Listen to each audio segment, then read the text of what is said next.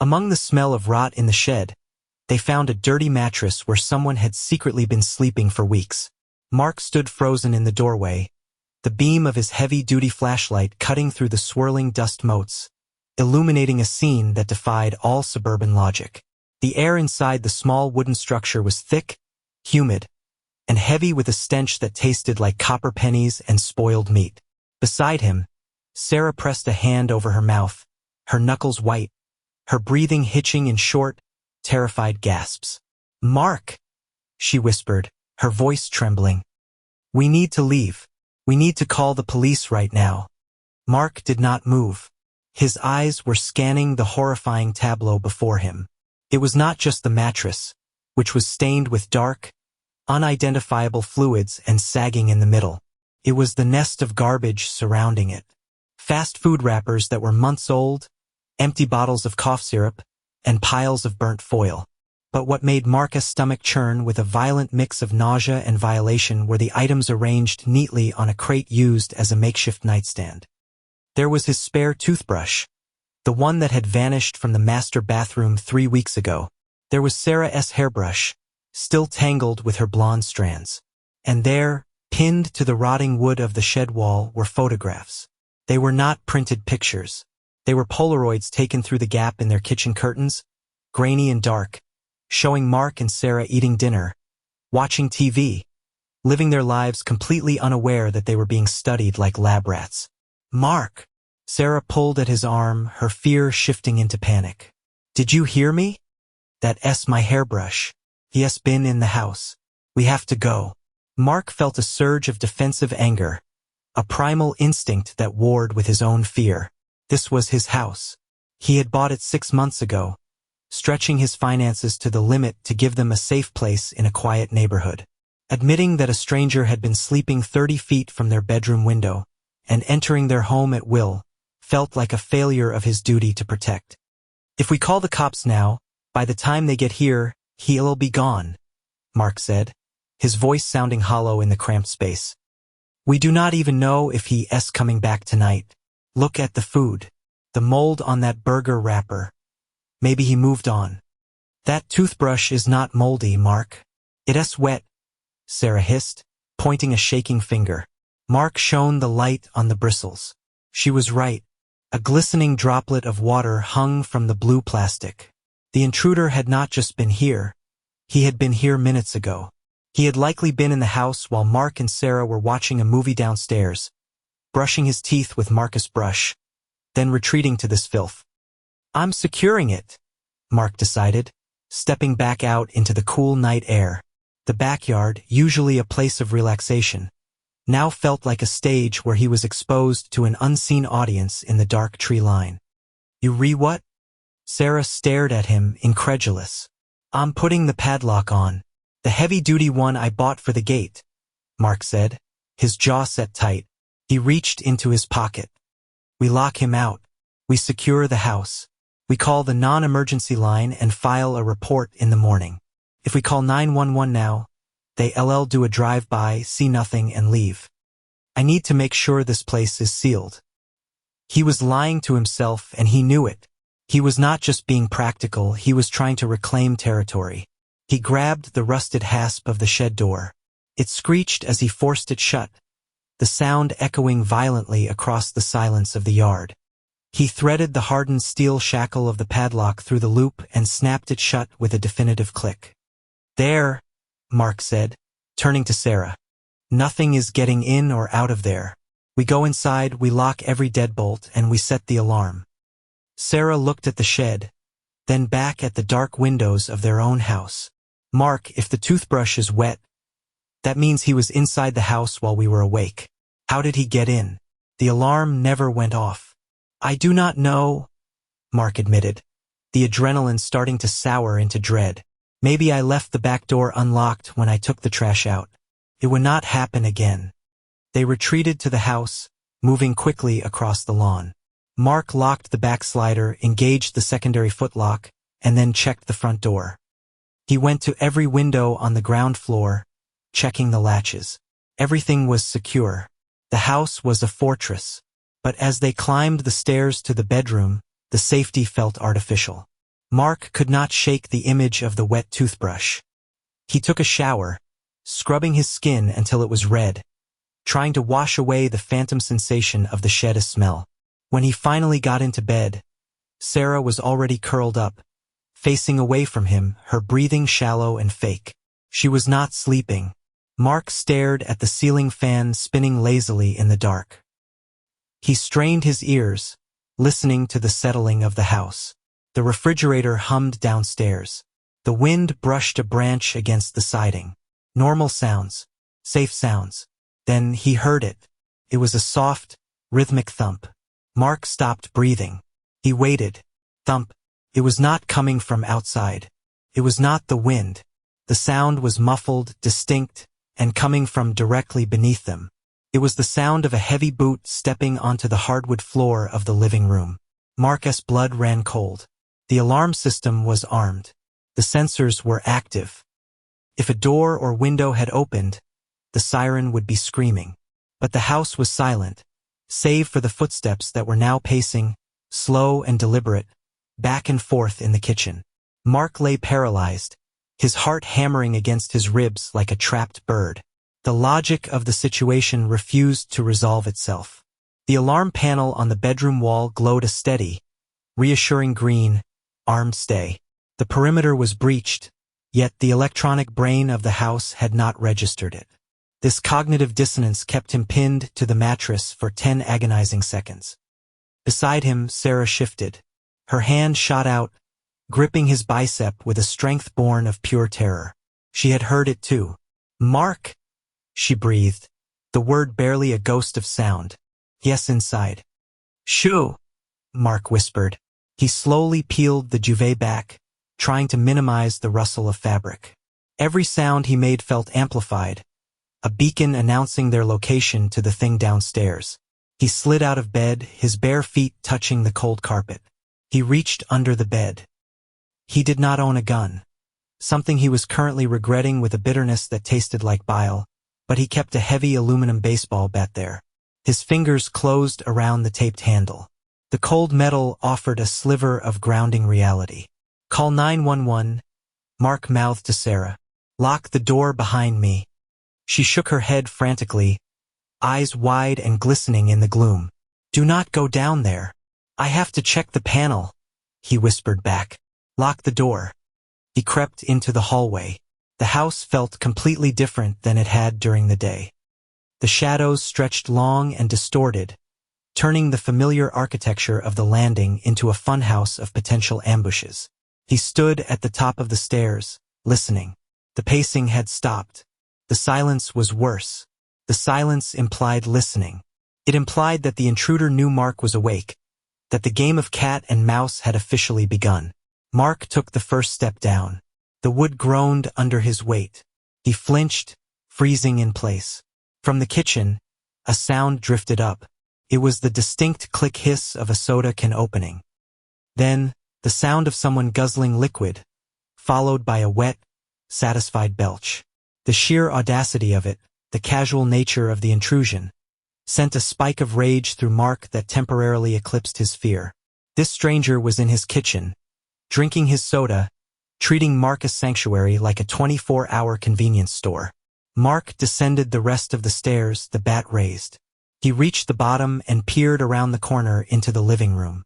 It was empty. The moonlight filtering through the sheer curtains cast everything in a pale, blue wash. He moved toward the kitchen, his muscles coiled tight. "Get out!" he roared, swinging around the doorframe, ready to smash bone. The kitchen was empty. On the granite island, a can of Coke sat in a small puddle of condensation. It was still fizzing.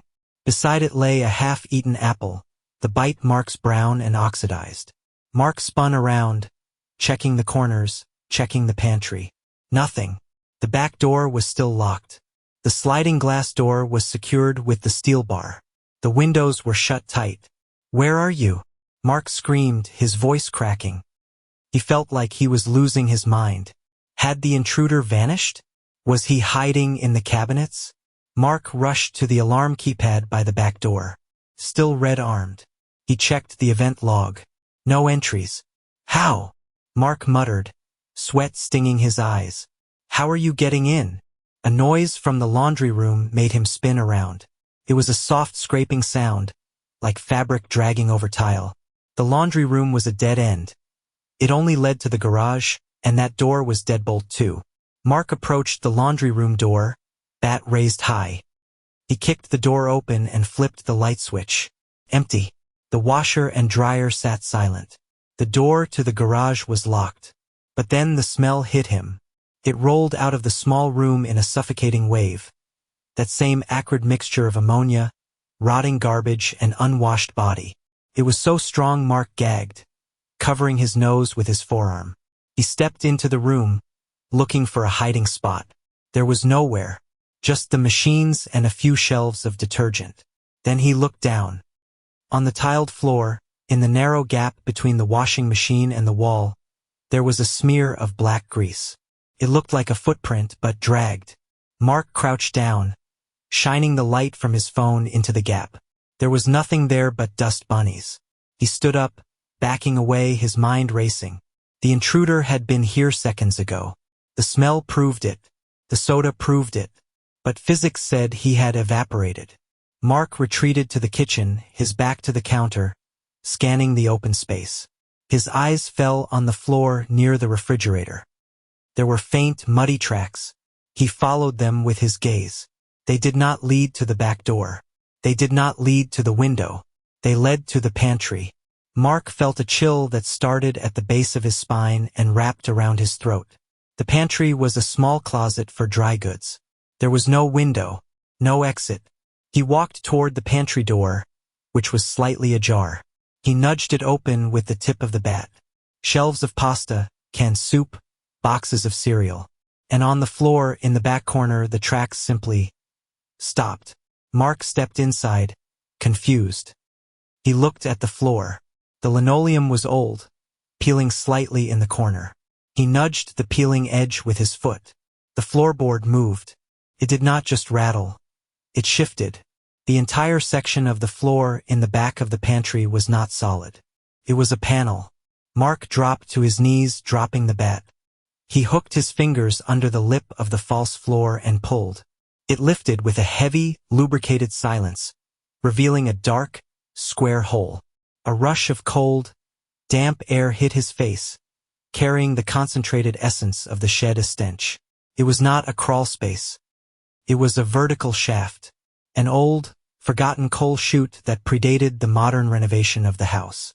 And staring back up at him from the darkness of the hole, illuminated by the spill of kitchen light, was a face. It was gaunt, pale as a grub, with skin stretched tight over sharp cheekbones. The eyes were wide, unblinking, and entirely black, the pupils blown wide from living in the dark. The man was clinging to a rusted iron ladder bolted to the side of the chute, just 3 feet down. He smiled, revealing gums that were black with rot. "You out of milk, Mark," the man rasped, his voice sounding like dry leaves skittering on pavement. Mark scrambled backward, a guttural scream tearing from his throat.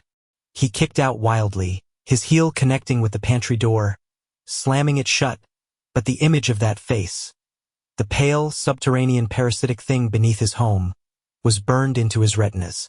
The floorboard underneath the pantry door slammed back into place with a heavy thud, followed immediately by the sound of a latch engaging from the underside. Mark scrambled to his feet, slipping on the slick floor, grabbing the bat again. "Yes, under the floor, Sarah. Yes, under the floor." He heard the heavy, rusted screech of metal on metal from below. The man was not coming up. He was sliding down. Mark ran to the kitchen island, grabbing his phone to dial 911, but the line was already open. Sarah was screaming the address upstairs. "Get out of the house, Sarah. Get out now." Mark yelled up the stairwell. But then, a realization hit him like a physical blow. The coal chute. The house was built in the 1920s. The coal chute would have originally led to the coal bin in the basement. But the basement had been finished years ago. It was a game room now, with drywalled ceilings and recessed lighting. There was no visible chute in the basement, unless it was behind the walls. Mark ran to the basement door. He yanked it open and stared down into the carpeted darkness. If the chute led down there, the man was trapped behind a wall. Unless he had made an exit. Mark heard a crashing sound from below. Not a scuffle, but the sound of drywall being kicked out. The sound of a barrier being breached from the inside. The intruder was not retreating. He was entering the basement. Mark slammed the basement door and threw the deadbolt. He backed away, chest heaving. The intruder was contained in the basement. The police were coming. They just had to wait. Mark! Sarah appeared at the top of the stairs, fully dressed, holding her car keys. Let us go. He's in the basement, Mark panted, keeping his eyes on the door. I heard him break through the wall. He's trapped down there. Good. Let the police handle it. We are leaving. Sarah ran down the stairs, grabbing Mark's arm. They moved toward the front door. Sirens wailed in the distance, a rising crescendo of salvation. They were going to be okay. As Mark reached for the front door handle, a thought snagged in his brain. The logic of the layout. The shed in the backyard. The coal chute in the pantry. The chute went down. But coal chutes were designed to be filled from the outside. Mark froze. The shed. He whispered. What? Sarah pulled at him. Open the door. The shed, Mark said, his eyes widening. The coal chute does not just go to the basement. The intake is outside. In the yard. He realized why the shed had that weird raised floor in the back, the one covered by the mattress. The mattress covers the external hatch, Mark said, the horror dawning on him. He goes into the shed, lifts the hatch, slides down the chute, and crawls into the crawl space under the kitchen or down into the basement walls. It's a tunnel system. So what? Sarah cried. He's in the basement now. I put a padlock on the shed, Mark said. The color drained from his face. I locked the shed door. If the external hatch is under the mattress in the shed, and he's in the basement, crash. The sound of glass shattering came from the living room. Mark and Sarah spun around. The intruder had not stayed in the basement. He had smashed the narrow basement window well, the one that looked out onto the side yard. But he was not climbing out. A flaming rag flew through the broken window into the living room. It landed on the curtains. The fabric, old and dry, caught instantly. Then another bottle flew up from the basement stairwell. Mark realized with horror that the intruder had kicked through the drywall into the garage from the basement, not the game room. He had access to Mark's workbench, to the paint thinner, to the gasoline for the mower. He's not trying to hide anymore, Mark realized. He's burning the evidence. Fire! Sarah screamed. Smoke began to billow from under the basement door. The fire alarm finally triggered, a piercing shriek that drilled into their skulls. He's trapped down there, Mark yelled. I locked the shed. That was his exit. The basement windows have security bars. He not get out. The intruder had prepared to burn the house down to cover his tracks, expecting to slip back up the chute and out the shed door into the alley. But Mark had padlocked the shed. The man had just lit a fire in a confined space with no exit. And now, with the fire spreading rapidly through the old timber of the house, Mark and Sarah were standing on top of a blast furnace. The heat was instantaneous and ferocious. The floorboards beneath them began to warp. Mark grabbed Sarah's hand and they burst out the front door, stumbling onto the dew-soaked lawn just as the front window blew out, showering the porch with glass and fire. They ran across the street, collapsing on the neighbor's driveway. The sirens were deafening now. A fire truck screeched around the corner, its air horn blasting, followed by 2 police cruisers. Mark watched, gasping for air, as his home, his sanctuary, his investment, his life, was consumed by an orange inferno. The flames licked up the siding, devouring the roof. He's inside, Mark told the first officer who ran up to them. There's a man in the basement. He started it. The firefighters began their assault on the blaze, but the house was old wood and dry insulation. It went up like a matchbox. Mark looked toward the backyard. The fire had spread to the back deck and was licking at the shed.